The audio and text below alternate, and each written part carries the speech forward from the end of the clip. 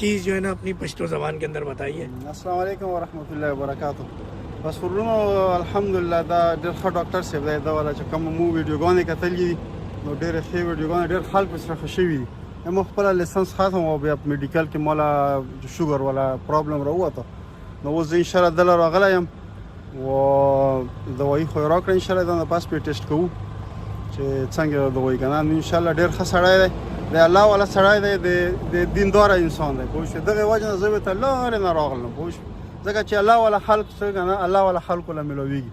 نو انشاءالله موږ توکل تو علی الله کړي دي، استخاره مو ورته کړې ده، نو انشاءالله چې په دا کې به ډېر خلکو باندې ښه شوي دي او انشاءالله موږ په باندې ټرای کوو و چانس شوګر وي څه مسله یې وي پوه شوې که هم فوراً ورته ځان راورسوو. یو خو یې خرچه ډېره کمه ده، دا عجز غوندې سړی دی ډایرکټ د اسرائیل ته میلاو شي، مطلب چې ډېر پکې پروسیجر پکې نشته دی چې ته ډېر ټایم پابندې لګېږي که نه، بس ډایرکټ میلاوېدل دي ورسره انشاءالله صحیح شوه.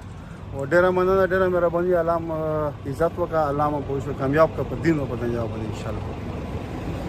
भाई इसमें बीच में 2-3 अल्फाज के साथ डॉक्टर फ़हीम का नाम लेते हैं कि डॉक्टर फ़हीम के लिए आपकी बात कर रहे हैं। او دا ډاکټر فهیم نام دی دا والا او شارجې کې پاتې کېږي او ډېره ښه طریقه مې ډېره خوښه شوله پوه شو، ډېر ضرب انشاءالله چې داسې ډېر خلکو سره ښه شولو.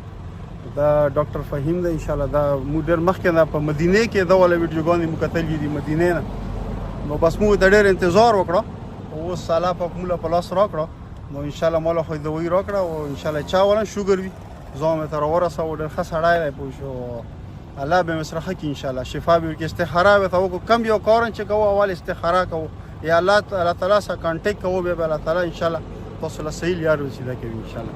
صحیح شو ډاکټر صاحب؟ जज़ाकल्लाह, बहुत शुक्रिया।